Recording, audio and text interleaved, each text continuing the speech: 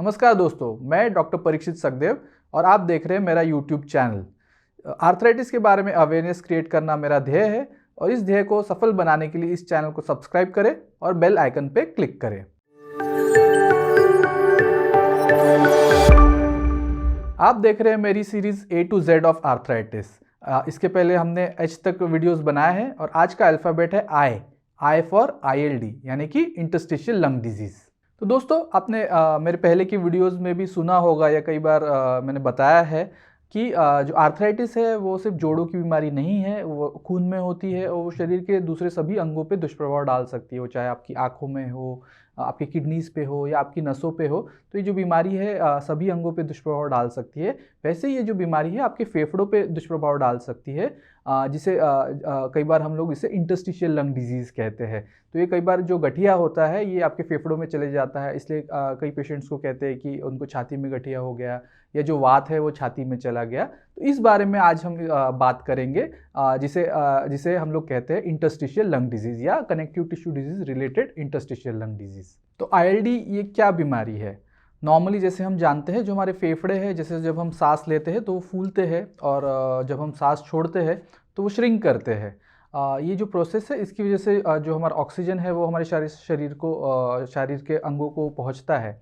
लेकिन ILD ऐसी बीमारी है जिसमें ये फूलना है जो फेफड़ों का वो प्रॉपर तरीके से नहीं हो पाता है। पहले कोई भी कारण की वजह से जो फेफड़ों के अंदर सूजन आती है और फेफड़ों में धीरे धीरे फाइब्रोसिस होने लग जाता है, जिसकी वजह से जो फेफड़े हैं वो थोड़े से कड़क हो जाते हैं। तो जो उनका फूलना और जो सिकुड़ना है वो जो प्रोसेस है वो उतने अच्छे से नहीं हो पाती है और इसे हम लोग इंटरस्टिशियल लंग डिजीज़ कहते हैं। सादी भाषा में समझाना चाहूँ तो जैसे जैसे ब्रेड होता है, तो ब्रेड को हम लोग अगर दबाए तो फिर से वो नॉर्मल लेवल पे आ जाती है, लेकिन जो अगर टोस्ट है उसको दबाए तो वो फिर से वैसा नहीं हो पाता है। तो वैसे ही जो हमारे फेफड़े हैं वो कड़क हो जाते हैं और उनका फूलना जो है वो रिस्ट्रिक्ट हो जाता है, इसलिए उसको कई बार रिस्ट्रिक्टिव लंग डिजीज़ भी कहते थे। तो जो वात रोग है उसमें फेफड़ों पे कई तरह का असर हो सकता है, जैसे फेफड़ों में पानी भरना और भी कई समस्याएं पैदा हो सकती है। लेकिन जो इंटरस्टिशियल लंग डिजीज़ है ये एक बहुत कॉमन समस्या है जो वात रोग के साथ हो सकती है। तो ILD जो है एक ये ब्रॉड टर्म है, ये एक तरह की बीमारी है जो कई कारणों की वजह से हो सकती है, चाहे जैसे स्मोकिंग हो गई, कई तरह के दवाओं के सेवन से हो सकता है, रेडिएशन थेरेपी, जो हवा में मौजूद पोल्यूशन, धूल धुआं या फिर माइनिंग के उससे उत्पन्न कई तरह के कणों की वजह से भी इंटरस्टिशियल लंग डिजीज़ हो सकते हैं। इसमें जो एक प्रमुख कारण है, वो जो एक और प्रमुख कारण है वो है वात रोग। तो वात रोग की वजह से भी ILD हो सकता है और बीइंग रूमेटोलॉजिस्ट या वात रोग विशेषज्ञ आज हम लोग इस जो एस्पेक्ट है इस पे चर्चा करेंगे कि वात रोग की वजह से जो ILD होता है उसके बारे में हम चर्चा करेंगे, क्योंकि जो वात रोग है वो ट्रीटेबल है, उनको दवाओं से ठीक किया जा सकता है। तो इस जो एक सबसेट है ILD का, वात रोग से होने वाले ILD, उसके बारे में आज हम बात करेंगे। अब इस बीमारी के लक्षण क्या है? सबसे जो इम्पोर्टेंट लक्षण है वो है सांस फूलना या दम लगना।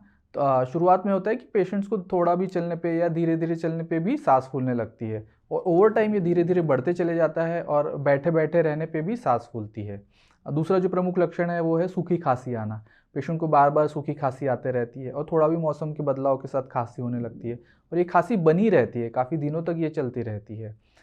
इसके अलावा थकान होना, भूख नहीं लगना, वज़न कम होना, ये भी इस बीमारी के लक्षण हैं। तो दोस्तों मैंने जैसे बताया कि आर्थराइटिस या वात रोग कई तरह के होते हैं, 100 से भी ज़्यादा तरह के जो है वो मॉडर्न साइंस में डिस्क्राइब्ड है। लेकिन ज़रूरी नहीं कि हर वात रोग के पेशेंट को ILD होगा या हर वात रोग से ILD होगा।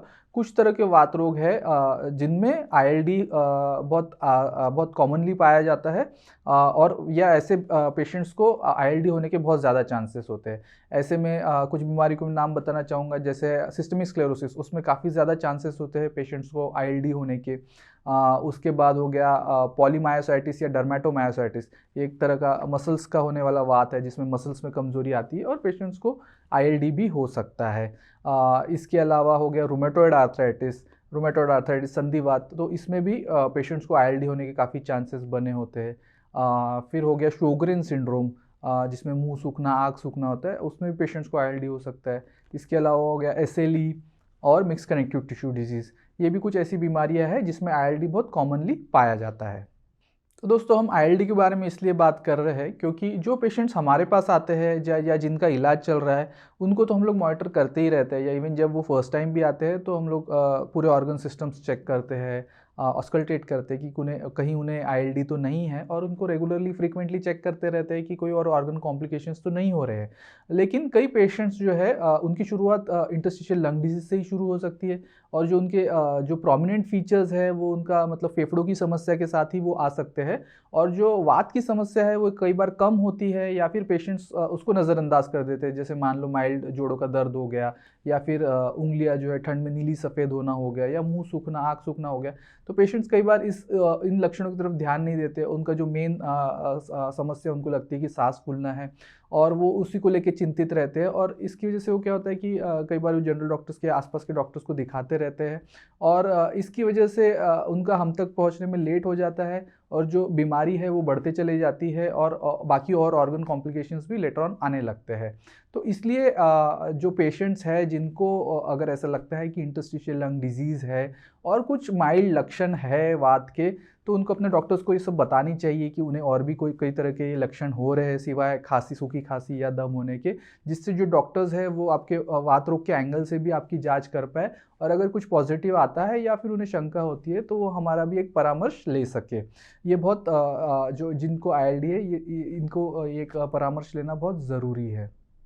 इसके अलावा एक और एंटिटी है जो अभी जिसे अभी हाल ही में डिस्क्राइब किया गया है, जिसका नाम है interstitial pneumonia with autoimmune features. जिसका मतलब ये होता है कि पेशेंट्स को तो इंटरस्टिशियल निमोनिया होता है और बहुत सौम्य तरह के लक्षण होते हैं वात रोग के, जिसकी वजह से उनको टिपिकल कोई वात रोग में का नाम नहीं दिया जा सकता, चाहे एसएलई हो गया या सिस्टेमिक स्क्लेरोसिस हो गया। तो ये कई शुरुआती एक स्टेज होती है जिसमें वात रोग के बहुत माइल्ड लक्षण होते हैं, और इंटरस्टिशियल निमोनिया या इंटरस्टिशियल जो चेंजेस है, लंग डिजीज़ है, वो होने लगती है। तो इस कंडीशन को भी जो इलाज है दोनों ही तरफ से होना चाहिए, एक चेस्ट फिजिशियन और जो रोमेटोलॉजिस्ट है मिलके जो है इन बीमारियों का अगर ट्रीटमेंट करते हैं तो बहुत अच्छे आउटकम्स आते हैं। अब आईएलडी का डायग्नोसिस कैसे होता है? आईएलडी के डायग्नोसिस के लिए जो इम्पॉर्टेंट टेस्ट है वो है सीटी स्कैन। सीटी स्कैन से पता चल पाता है कि किसी पेशेंट्स को इंटरस्टिशियल लंग डिजीज़ है या नहीं।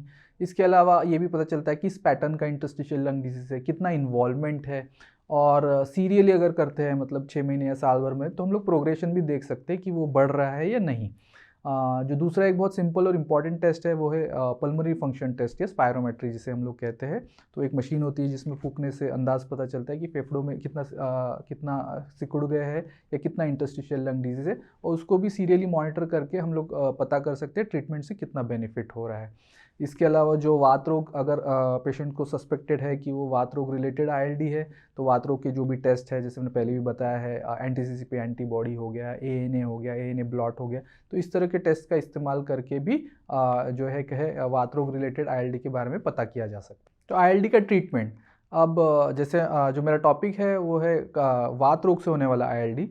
तो जो दवाएं वात रोग में कारगर साबित है वही जो दवा है ये इस तरह के आईएलडी में भी कारगर साबित होती है जो वात रोग से होता है। तो जो भी दवा हम लोग यूज़ करते हैं जैसे डीमार्ड्स हो गया, जिसमें कई तरह की दवाई मैंने बताई है, एज़ाथायोप्रिन, माइकोफिनोलेट, या फिर बायोलॉजिकल दवाइयाँ जो है रिटुक्सिमैब वगैरह, ये सब जो दवाइयाँ हैं ये जो वात रोग संबंधित आईएलडी है इसमें भी कारगर साबित होती है। इसका इस्तेमाल करने से पेशेंट्स की जो दिक्कतें हैं काफ़ी हद तक कम होती है।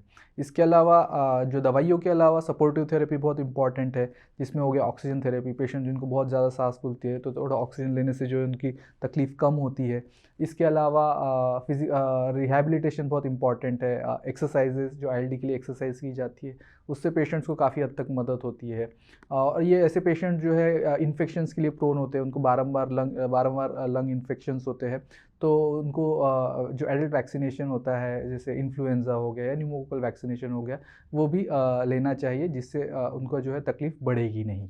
तो दोस्तों आईएलडी जो है एक कई बार रिवर्सिबल नहीं हो सकता है, दवा दे के भी जो है इसको वापस नहीं किया जा सकता है। तो इसलिए जो है जो दवाएं हैं वो रेगुलर लेना ज़रूरी है, जिससे कि उसको बढ़ने से रोका जा सके, उससे आगे होने वाले कॉम्प्लिकेशन से बचा जा सके। इसके अलावा जो भी पेशेंट्स जिनको ऑलरेडी वात रोग है तो उन्होंने अपनी जो दवाइयाँ है रेगुलर लेनी चाहिए, जिससे उनको जो आईएलडी होने का जो रिस्क है वो कम हो जाएगा।